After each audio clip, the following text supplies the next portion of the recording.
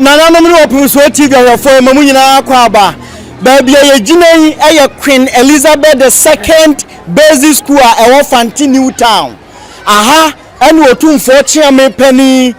Oheneba Nana Kofi nti abedi dwuma sonku bi a aso omanfo nyina ni enti ene dwuma Otumfuo Kyeame pani Oheneba Kofi nti adie no ene ye bema modi mani ahwe na ya twetwe ho nkomo midi e de Kyeame ewu animfo Opemsuo TV ene de me wo Fanti New Town.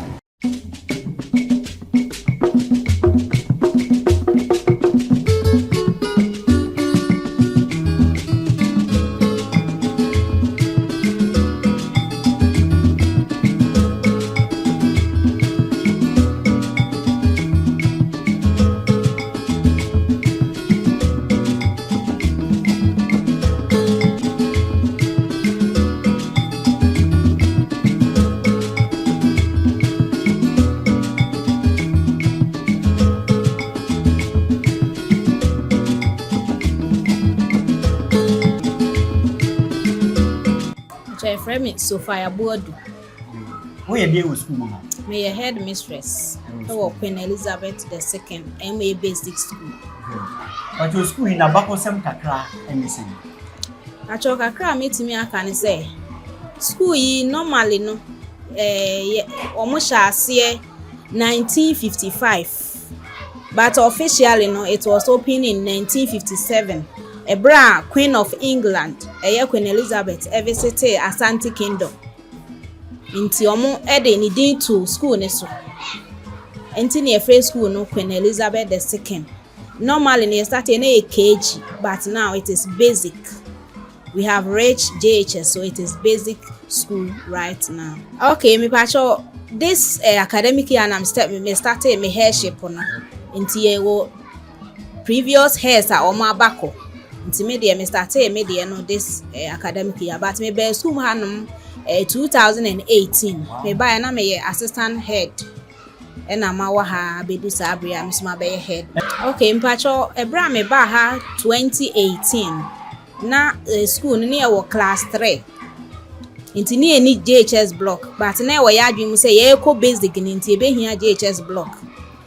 Intini e wa ha ye bo ho mpa ye se nyame be ye adom ne nya JHS block. Enti ebra e wa ha na Kyeame Nana Kofi nti the second yetu anamo e ko ne nchen ya na ye kosra na ye de school ye hia ade akoto nanim. Enti eno ne ye de koto nanim se ye be hia JHS block. Enti ono nso so agitu mu se obeboa ama ye nya JHS block. Ampa nso wode ose eyo a ene wabesi JHS block ese baako ama ene ne yenkura no ewo mu a omunsu ade nti saa na metumi aka fa infrastructure no se ba enso hweturo mu a yen first batch on betro BC de be ye this academic year,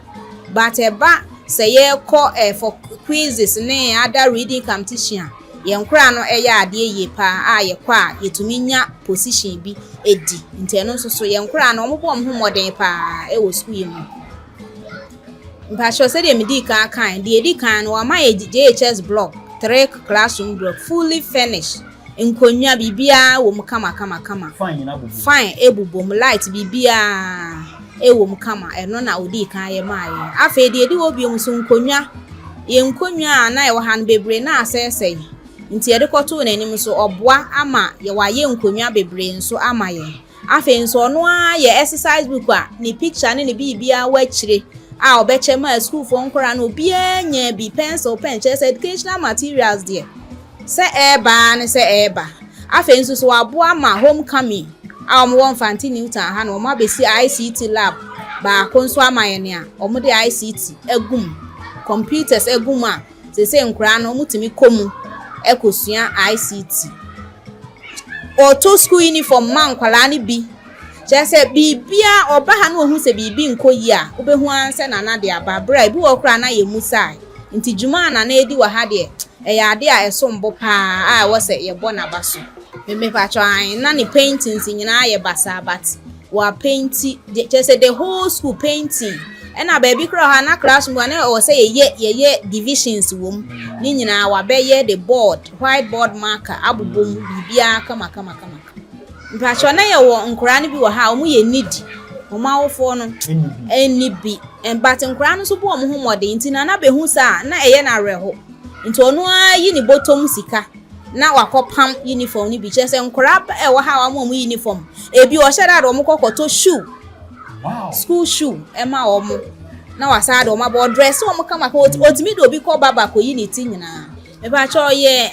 eno ye Friday wear uniform first na ye check bi but ye hu say o say nya print bi a ye di school no logo ebetum ento ni nyina so ekogina nana so ye de koto nana nim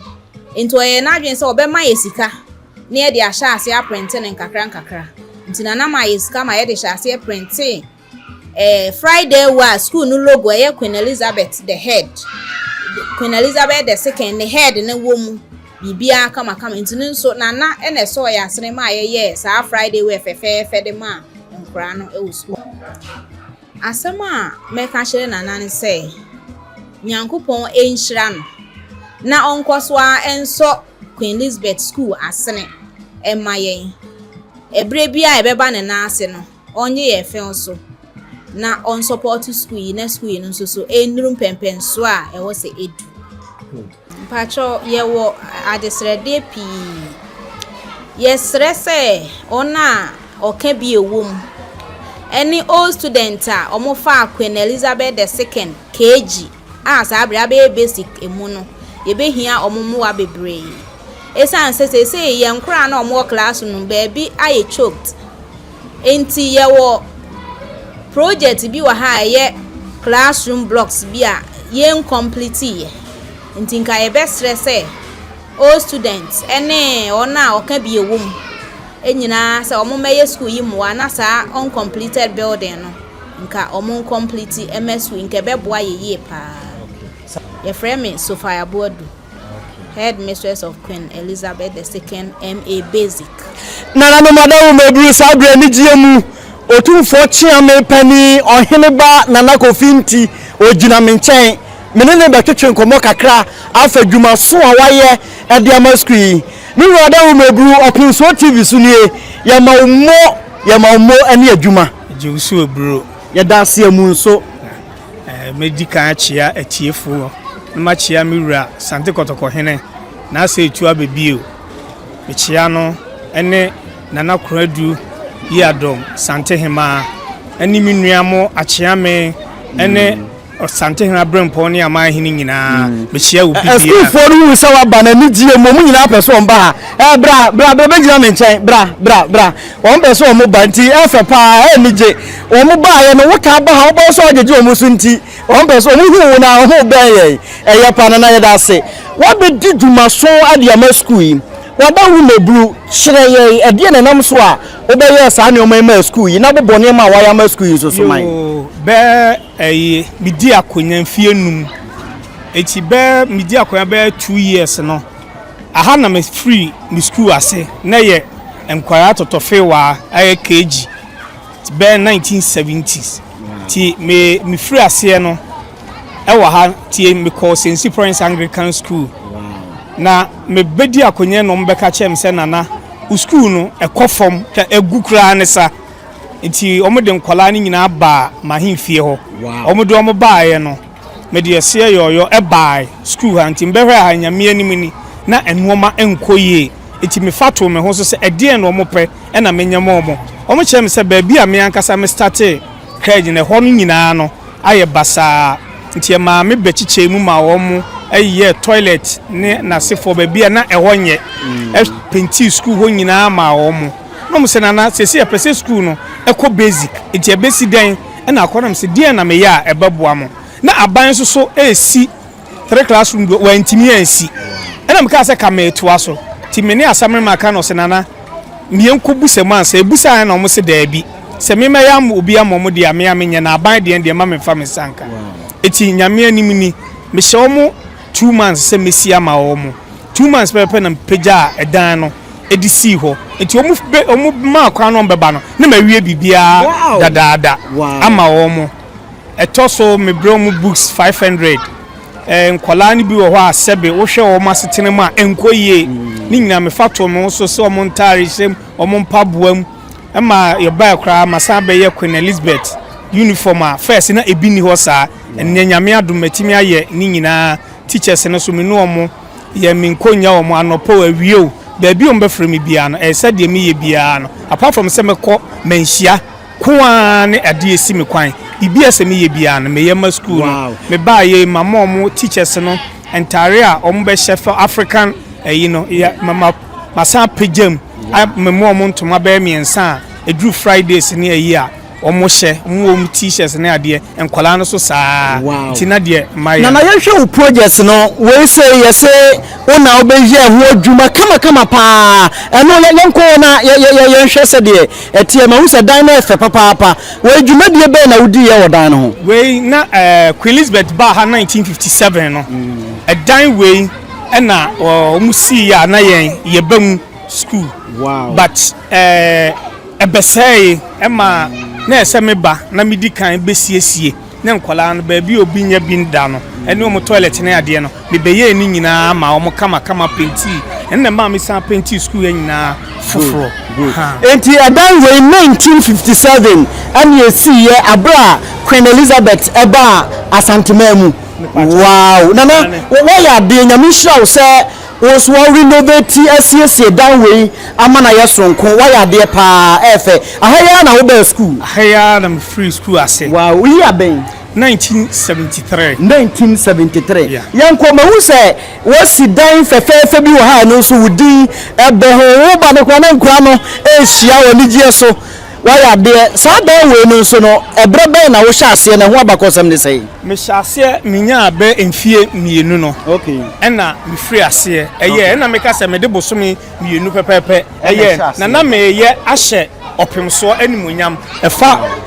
school sema ope wa santimemu haniti no se me so meboa na epeja enu ti na ma me ye se da bi ne be hye miwura animunyam wow enti we no ye JHS yeah wow usika na odi esi JHS am obi ho an ka prekora wo ne simple anim ni nyina enkonya gumfan bibia eye me ya ye be wura classroom ni ahwe de ekoso kakra enti edan no enie se de wasie no fe ena ewa hai nana enie Oheneba Kofi the second Otumfuo Kyeame Pami His Royal Majesty Otumfuo said to the second Santehene Pamia obetwa homemu no Honorable Simon Osaimensa Ashanti Regional Minister ena Owura Samuel Sampan Kyeame Marion so ebo ni chidombra na omoba padan ho ntoma afi 2023 ena omutwa homemu na ye be wura dan ni mu ni ahwe classroom said de etie na me ya gibebre abro so said de mi wura mi bedi ade a o ka kire me se mema education ehunhia me eti na ese me so me bo modern na de me wo bia me de bi po na ese me bo ma nkwala no so a yeba no ye da ache no wo mo enne ma me gina so a me de yes a ade no wota ye pa me kwa da to ko ka class captain yeah class captain et saying wa wudi ni saying Benis Emisa no class ni class be ni JHS to hear camera ni muma ye me wo so wu na woni age pa edan ya mutimi Otumfuo Kyeame Pami ogina he na Kofi nti na asi amamu enne utimu a usua de a wo ya class captain JHS to asembe na be ka kire no acha asema me ka kire ni se nya me hwa no nto ne nkwade so aboa ye no ama ye nso nya baby ti ayesia wow why are there pa my sister we so nkasa ma wo se wo hwe ni books ni mu wo choro pa book be ni subject be book ni dia career technology oh wow asembe na be ka kire nana ka chance na me hwa no nya nkasi kenyo na ke ni bia manentenase ma me na na me hwa no nya nkasi so aboa ye pa waboa mo kanena na wonya si school dai no fine na mo wo ni wa hanu na mo side ha o baby na mo tenanye wow polluted water wow you actually subject mommy at saying udin is saying Mavis said unim na wujina hoyi wow e dey na wa ya mamu cho onu na CJHS blog ya maye Dana so I am my Kenya Kyeame classroom be a bit no sound.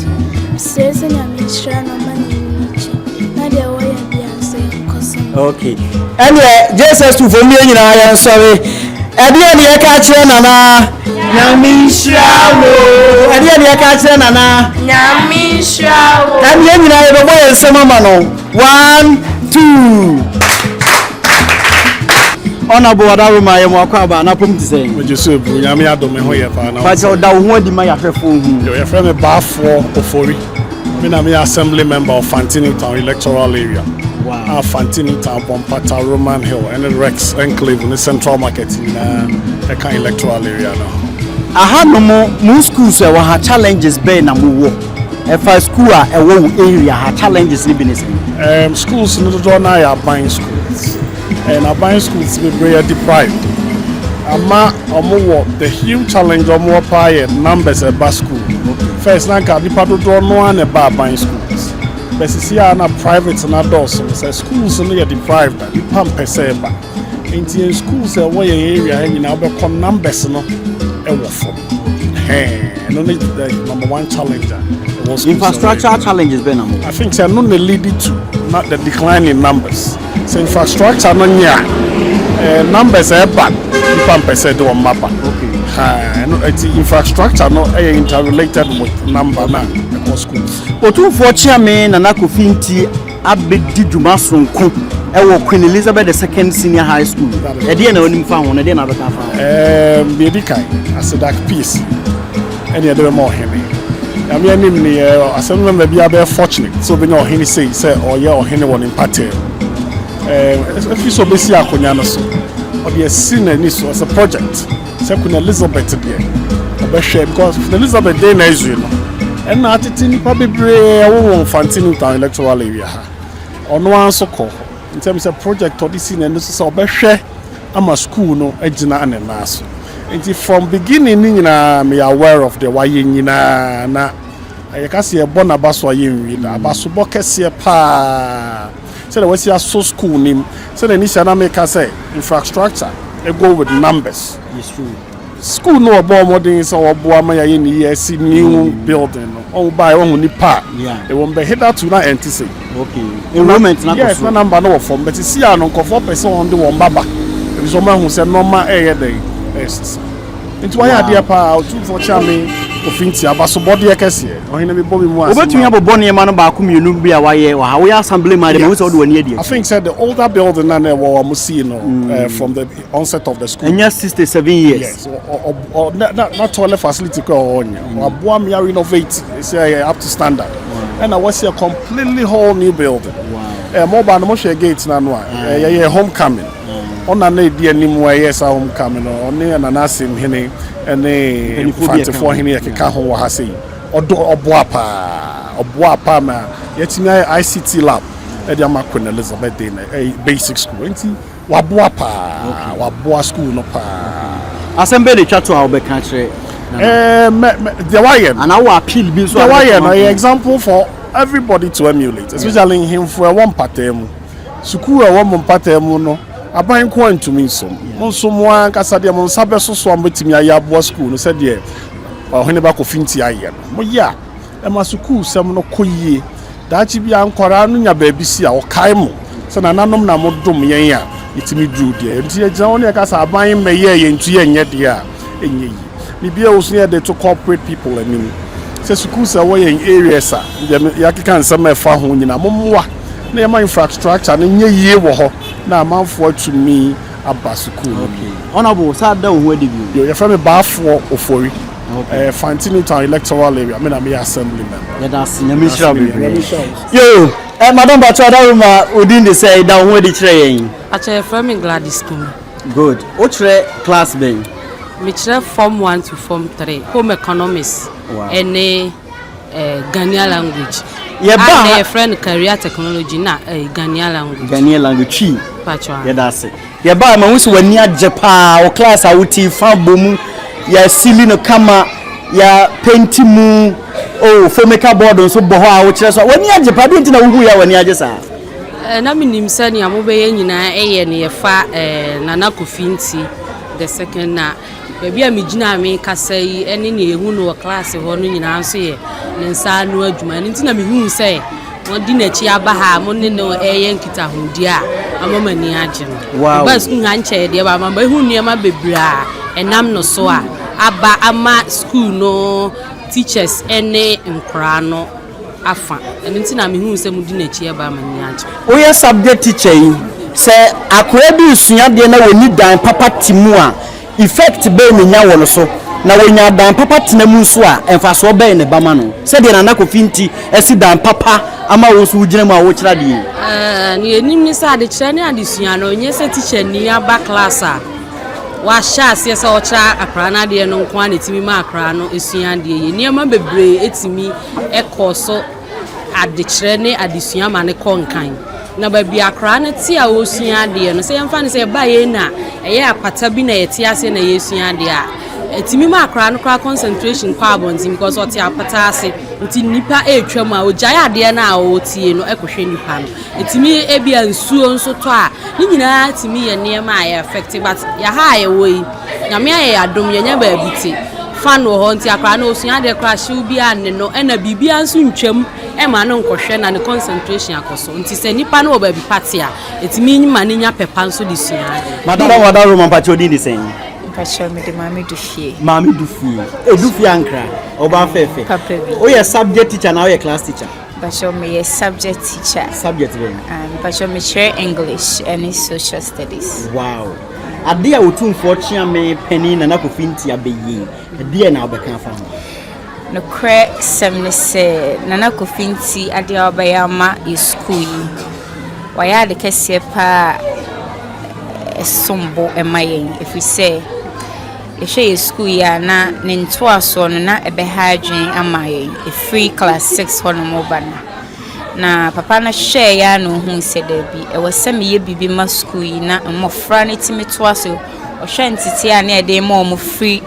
primary hono mobasa na hu se yen aye toaso e de chioma de o GHS e ko tro BC ya ebeboa enu nti no o de sade no atu na ni so se obesi school yi anasa block we dia ma JHS se ne be ya omo betimi e dia toa so akomonim na ntiti e pa ye de chrenkora no etimi akoso ama na boaye man so Sambacho adaro mo din di sen pacho ye frame Samuel Nyineku o de frame me chere creative art and design wow ade asem na beka che Otumfuo Kyeame pani fa edan kese a obesi amamo a moso mutumi gina mu kira de mam hotomo oh de metimi aka kire na na se nyame onhira no san se ye ba ha no na school no problems bibiri na de ni si school ha se obeboa enye we nko ane ade a waye no ha mai ehwe enkorai mu ha ya na baby omotena asua de no munyina abom na natimi ache dan mu nyina kama asa pinti ni kama de amayen ye wo ha bibiri wo ye school even kasiye nkorai mu ho marker boards nyina na aye bibia de amayen ai na de adwuma wa ya ma ha de eso na se ya nanka ye sere se obi abetimi aye de abogbo school atwa ha hia de a kem se beboa nkora na wa ha ne bibiri nti ade nso so abeya ma ye na aboa ma teaching ekoso and learning bibi ekoso kama asese ya metimi aka se ye nhye de hia ade a ai se afra ba se obisua de babi obetena ne nansen obeyi nkunya bibiri asa aka ho de gu classrooms ni nyina tinana de adwuma wo ye ha no eso pa na ekoso asere se nyame nkoso amana ho den se de be obetimi aye bibiri asa aka ho yeda se amishra